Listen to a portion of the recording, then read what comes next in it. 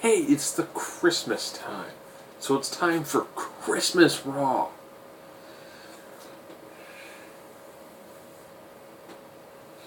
We begin with Ho Ho Hogan. And then John Cena comes out. And I fast forward till Seth Rollins comes out. And then Seth Rollins begins talking the exact same thing that we've heard him say for quite some time. And then I fast forward to the first commercial break.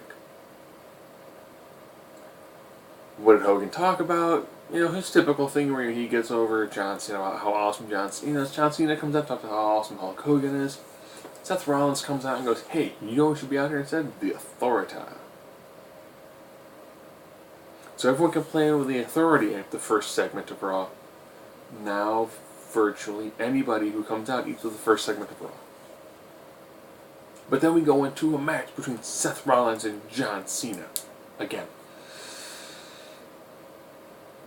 Seth throws out a ton of moves. You can tell that Seth Rollins and Cena are getting to that like the Cena CM Punk level of comfort, or Cena Edge level of comfort, where they're throwing out a lot more moves.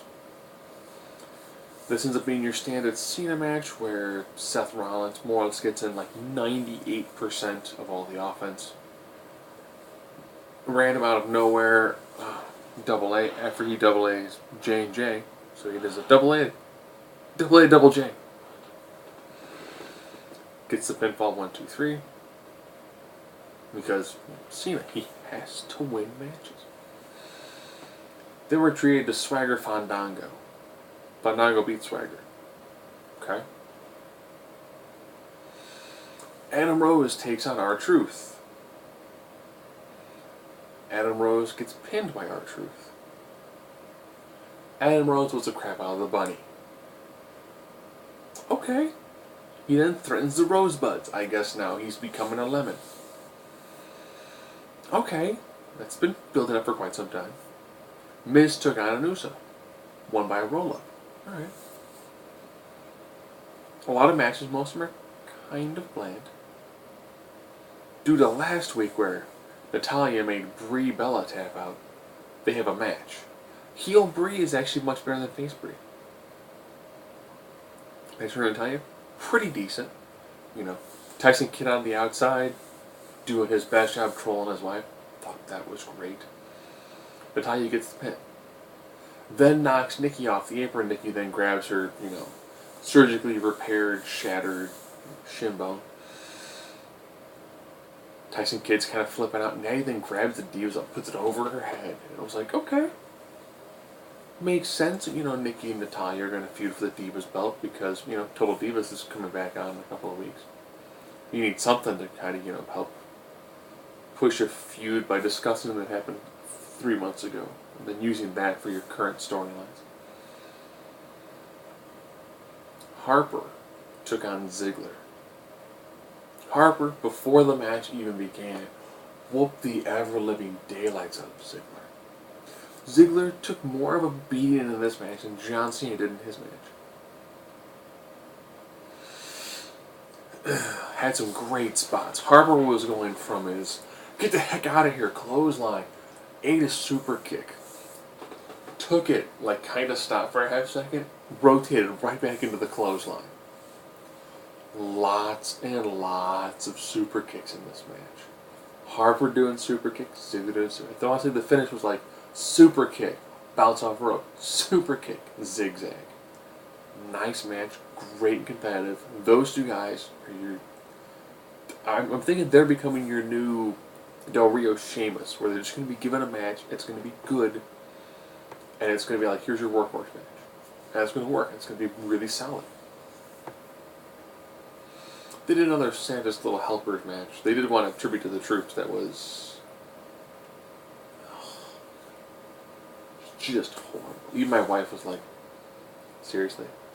Yeah, this is why people don't take the Divas division seriously. Sorry. Alicia Fox, Emma, and Naomi. I know Alicia Fox is a face because M is Paige turned on her. Taking on the team of Summer Rae, Paige, and Cameron. A nice moment did happen where I believe it was they're doing the beat. Paige is doing a beatdown on Emma, and Michael Cole goes, "Oh, Paige almost gets a near fall on Summer Rae." It's like, just because they're blonde, they both do the dancing gimmick. Don't get them confused. The match ends when Alicia Fox hits a very unique looking kind of finisher. It looked like Cameron was going to go for a roll up. Alicia kind of stopped her like midway through, so you have Cameron on her knees. Alicia wraps her leg behind Cameron's head and drives it down to the mat. I'm like, that's a decent move. Naomi recently brought out an idea where it's kind of like, it's similar to that, but it's kind of doing a head scissors into a head smash. I'm like, those are some nice looking moves. That's good. I want to see the Divas throw out some more moves. The match itself was decent. They actually were given time, and the Divas in the tag match actually tagged. Paige stupid over for the crowd, as was Emma. But they're out of those 6. They are your 2 most talented women wrestlers. Sorry. Hot Rod had Rusev and Lana. Nice back and forth. Thought that worked well. He mentioned about beating Ryback. Ryback came down, got to Rusev's face. Rusev cowardly heel bit and ran away. Alright. I'm looking forward to those 2 just hossing it up. I think that'd be good. Those 2 can hoss up a pretty good match. For the Divas division, I think Natalya and Nikki hoss up a good match there too. All in all, for the Christmas episode go, so it's pretty good. Miracle on 34th Street Fight. So now we've seen Ambrose and Wyatt have a TLC match. There was a boot camp brawl match, and now a Miracle on 34th Street Fight. They did a lot of the same spots they did in the TLC event. These 2 guys have finally hit their groove. Survivor Series, it was kind of now that they're constantly being thrown in these just vicious gimmick matches, you can tell these 2 guys are whooping the absolute crap out of each other. Great match, nice back and forth. Wyatt gets the pinfall, tries to go for a little bit afterwards, gets a face full of fire extinguisher. Ambrose puts him through a table to have Raw go off the air. Good. I will say this, Dean Ambrose is hitting probably one of the most beautiful turnbuckle elbow drops. I don't know what is, it's so fluid. And you wouldn't think that a guy who's just weird, frantic, crazy, awesome on a microphone, and I guess may or may not be dating Renee Young. That's got to be a fun conversation. Just doing all these really great, just awesome moments. And then he hits a beautiful elbow drop. It's beautiful. I mean, the way he does it, you're like, man, that's good. That's a good elbow drop. That's like, Shawn Michaels did a pretty good one. I still haven't seen anybody hit one since, as well as Macho. Randy hit one, it just looked beautiful. I know CM Punk did one, and even he said that his was ugly. So the majority of Raw was pretty decent. They had some nice moments there. They continued things. I'm saying decent for a Christmas Raw. Christmas Raw normally sucks. It's horrible. This one was actually decent. I think it's just they put people who have good matches together. Now, the absolute worst thing you can possibly do.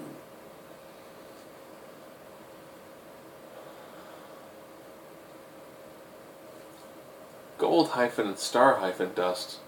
Yes, I watch OSW. Take on Los Matadores with El Torito was changed into whatever the Spanish word for reindeer is. El Reindeer Taco Grande. And it's a 2.5-on-2 match because they let the reindeer do some spots because I don't know. Because tag team wrestling is becoming the new Divas division. And Goldust gets clean pinned by the dwarf reindeer bull hybrid.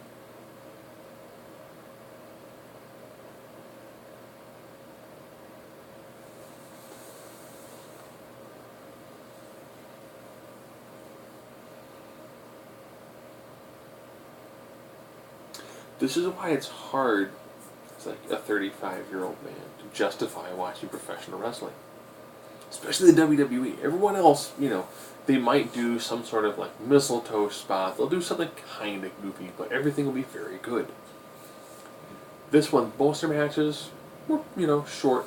Cena and Rollins, we don't lump him because, it's Cena. He got to go first because I think he probably had to go, take his tears and cure cancer for children. But then they have a dwarf who plays the part of a bull dressed up as a reindeer getting a clean pin on Goldust. One half of the former freaking tag team champions, and he gets pinned cleanly with no chicanery by a guy dressed like a reindeer.